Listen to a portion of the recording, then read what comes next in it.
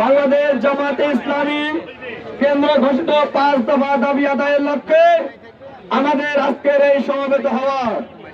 আমরা এই অন্তর্বর্তীকালীন সরকারকে জানিয়ে দিতে চাই, বাংলাদেশের জমিনে ফ্যাসিস্ট বিরোধী আন্দোলনের পরে যে প্রথম নির্বাচন হবে, সেই নির্বাচনে লেভেল প্লেইং ফিল্ড নিশ্চিত করার পরে নির্বাচন দিতে হবে।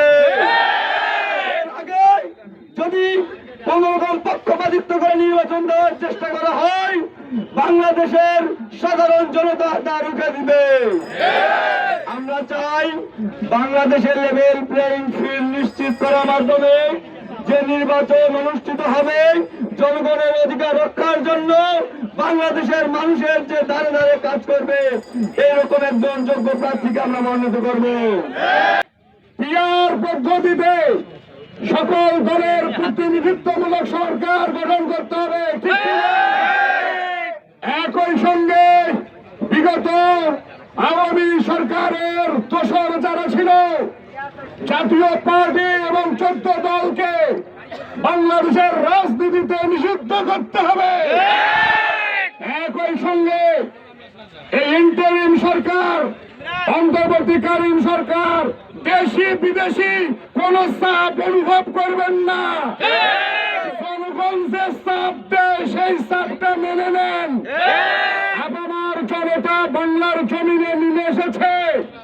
মানুষের ভোটাধিকার, গণতন্ত্রের অধিকার, একই সঙ্গে ন্যায় ও ইনসাফ ভিত্তিক সংগ্রাম, ন্যায় ও ইনসাফ ভিত্তিক সমাজ প্রতিষ্ঠার জন্য সারা দেশের জনগণ বাংলাদেশ জামাত ইসলামীর ছায়াতলে ঐক্যবদ্ধ কথা বলেন, ঠিক কিনা? আমরা জাতীয় সংসদের নির্বাচনের জন্য প্রস্তুত। আমরা নভেম্বরেও নির্বাচন করতে করার জন্য প্রস্তুত, ডিসেম্বরেও প্রস্তুত, জানুয়ারিতেও প্রস্তুত। কারণ আমাদের নতুন করে প্রার্থী ঘোষণা দেওয়ার কিছু নাই, আছে? সুতরাং যারা ভোট করছেন, এখনো তালিকায় চূড়ান্ত করতে পারেন না, আগে তালিকাটা করে ঠিক করেন, তারপর ভোট চান, দেখা যাইবে। সম্মানিত ভাইরা, আমার আজকের এই বক্তব্যের শেষ কথা, আমরা কোরআনের আইন চাই, কোরআনের আইন চাই।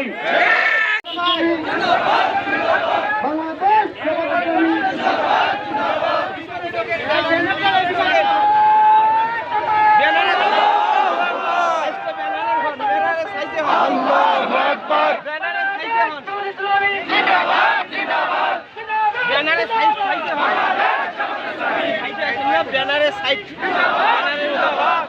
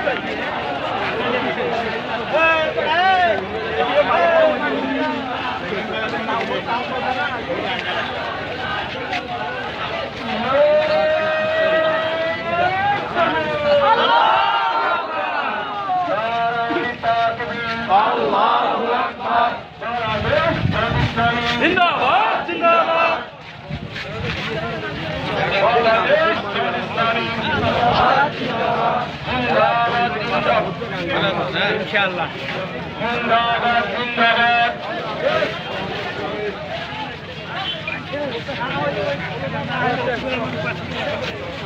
এই যে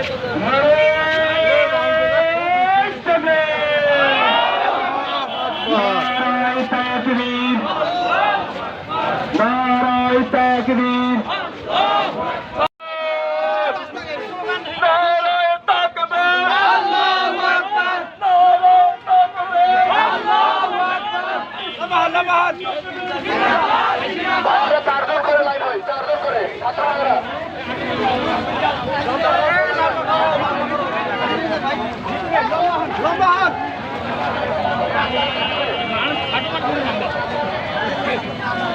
পাঁচ নম্বর হচ্ছে